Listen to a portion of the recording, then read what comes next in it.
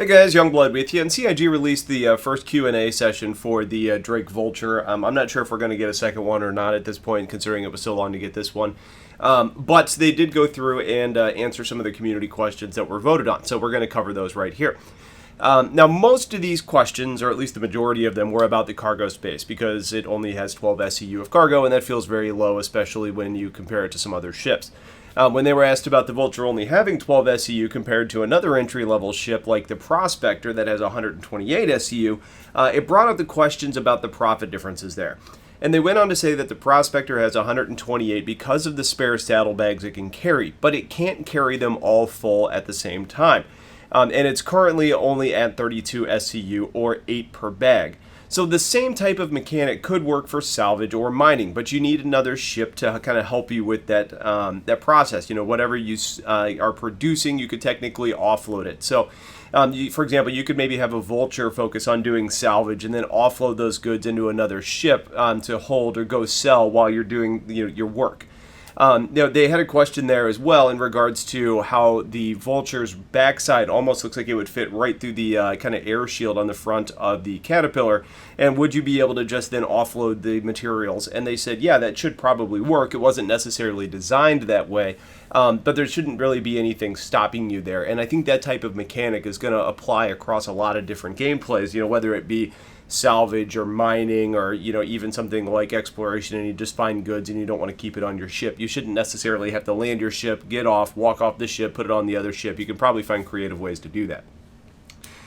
Then when they were asked about how only 12 SCU of scrap is going to make players money, when today scrap is a super low value item, they said that we need to not base the viability of this ship economically on the current in-game pricing of commodities, because they will be changing and balancing these constantly on a profit per hour basis.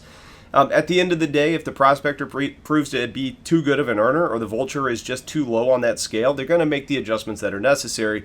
Either way, though, if you're picking the right rock, or if it's picking the right salvage, players' skill and decisions are going to have a pretty significant impact in how profitable you're going to be on your journey.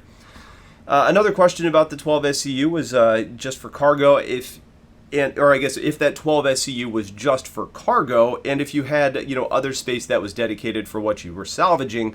And the answer to that was no, you have 12 SCU total for all of your cargo and scrap. So you need to decide if you want to bring along other stuff, because if you do, that's going to end up limiting what you can carry from a salvage perspective.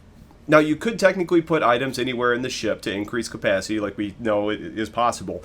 But you're probably going to run into issues with selling the goods if they aren't considered legitimate cargo that are based on your cargo hold, and they could potentially become damaged and maybe even damage your ship.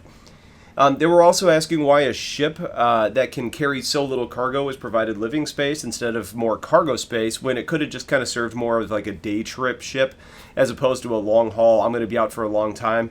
And they said that the living quarters are going to end up playing a significant role in the future, and they basically don't want to limit player options. And I think that's especially important for a ship designed for a solo entry-level player.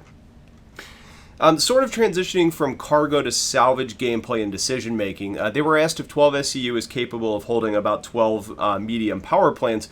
Wouldn't the most profitable option then just to be to go out, find those components, and then salvage doing that type of gameplay?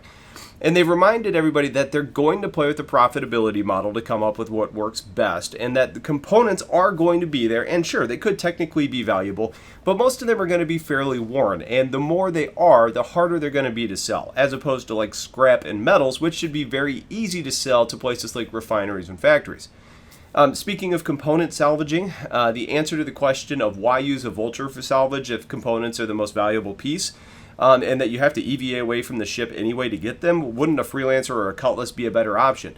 And they stated that those ships could definitely and technically do that type of gameplay, but you can't really maximize your finds by getting the additional scrap as well. So say you roll up on a ship and a Cutlass, you could then potentially say, yeah, I'm going to go get these components, but maybe it only takes up 6 SCU. We don't know how frequently you're going to be coming across salvage. Wouldn't it technically be easier to then also get some scrap materials off of that same ship?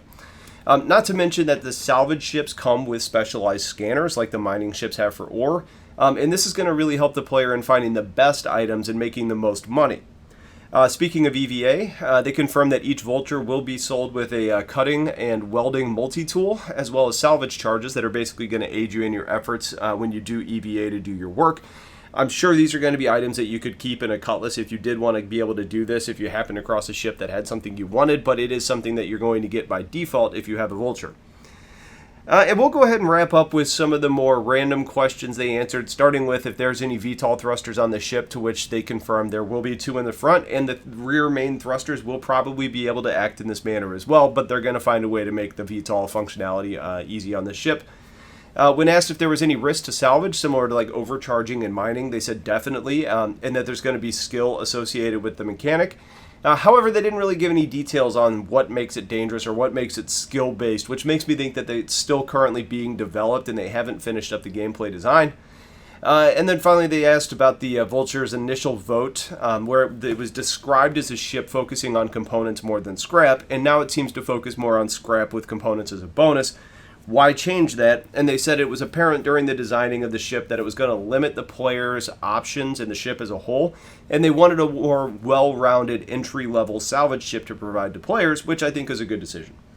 So that's basically it. Like I said, I'm not sure if we're going to get a second round of questions or not at this point, but if we do, I'll make sure to cover them. If you guys have questions about any of this, please let me know. Otherwise, I appreciate you guys watching. Have yourselves a wonderful day, and take care.